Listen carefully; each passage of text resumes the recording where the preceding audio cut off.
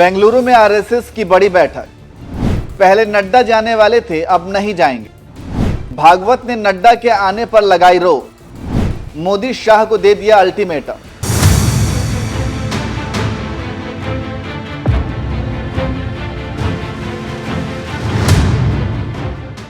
नमस्कार, मैं नियाज खान और आप देख रहे हैं न्यूज एक्सप्रेस। बीजेपी अध्यक्ष नहीं, बिरबल की खिचड़ी हो गया है।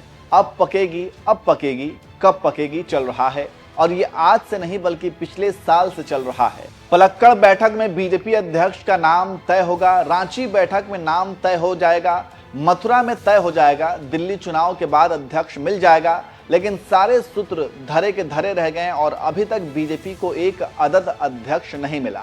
अब उसी अध्यक्ष को लेकर एक बार फिर चर्चा गर्म है कि बेंगलुरु बैठक में इस बार आर पार की लड़ाई लड़ी जाएगी और इस बैठक में जेपी नड्डा जाएंगे और इसी बैठक में बीएल संतोष होंगे। वैसे कहा जाए तो दिल्ली और नागपुर की खींचतान का नतीजा यह है कि जेपी नड्डा के कार्यकाल को एक्सटेंशन दिया जा सकता है। लेकिन इसी बीच सोशल मीडिया पर सूत्रों से कुछ खबरें हलचल कर रही हैं, जैसे कि बेंगलुरु बैठक में नड्डा और संतोष की क्लास लग सकती है। इसको लेकर पत्रकार केपी मलिक ने एक लंबा चौड़ा पोस्ट लिखा है। 21 से 23 मार्च को बेंगलुरु में होने वाली संघ की प्रतिनिधियों की बैठक में बीएल संतोष और जेपी नड्डा की क्लास लगनी तय है। बीएल संतोष को संघ ने भाजपा और संघ के बीच जिस तालमेल बनाने के लिए भेजा गया था, उसमें वह पूरी तरह नाकाम सिद्ध हुए। उसी का नतीजा था कि जेपी नड्डा ने 2024 के लोकसभा चुनाव से पहले यह बयान दिया था कि अब हम एक मजबूत संगठन हैं और हमें संघ के सहारे की कोई आवश्यकता नहीं है। नड्डा के इस बयान से संघ भौचक्का रह गया था। उसी का नतीजा था कि लोकसभा चुनाव में अब की बार 400 पार का दावा करने वाली भाजपा मात्र 240 पर सिमट गई।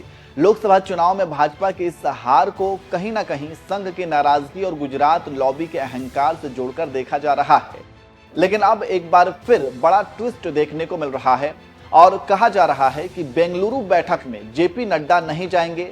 इसको लेकर न्यूज तक पर वरिष्ठ पत्रकार विजय विद्रोही ने एक लंबा चौड़ा लेख लिखकर खलबली मचा दी है।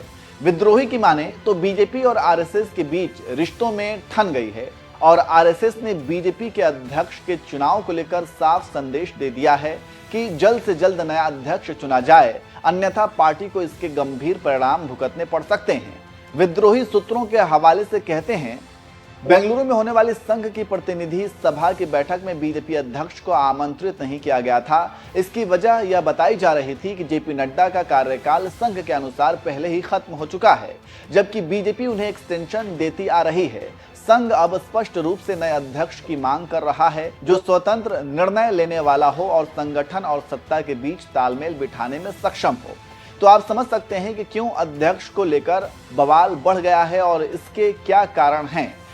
यहाँ पर हम एक बात बताते चले कि बीजेपी के संविधान के अनुसार जब तक आधे से ज्यादा प्रदेश इकाइयों में संगठनात्मक चुनाव पूरे नहीं हो जाते, तब तक राष्ट्रीय अध्यक्ष की नियुक्ति नहीं की जा सकती। और इस समय केवल 12 प्रदेशों में यह प्रक्रिया पूरी हुई है, जबकि कम से कम 18 प्रदेशों में इसे संपन्न होना जरूरी है। दिलचस्प बात यह है कि कई राज्यों में चुनाव की प्रक्रिया जानबूझकर धीमी की जा रही है, जिससे राष्ट्रीय अध्यक्ष की नियुक्ति टाली जा सके। और इसी बात को मोहन भागवत ने पकड़ लिया है और फिर धमकी भरे लहजे में बता दिया है कि पहले अध्यक्ष तो फिर बात करेंगे। जानकारों की माने तो मोदी शाह जिस नाम को भेजते हैं वो नाम मोहन भागवत को पसंद नहीं आता है और जो नाम मोहन भागवत भेजते हैं उसे मोदी शाह को पसंद नहीं आ रहा है।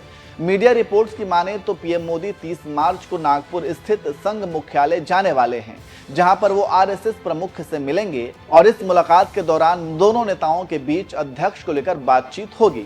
इसके साथ ही साथ अटकलें ये भी लगाई जा रही हैं कि कहीं 2009 जैसी स्थिति ना हो जाए, जब गडकरी जैसा एक अनजान चेहरा राष्ट्रीय अध्यक्ष बन जाए। अब देखना होगा कि होता क्या है और मोदी भागवत की लड़ाई कहां जाकर रुकती है।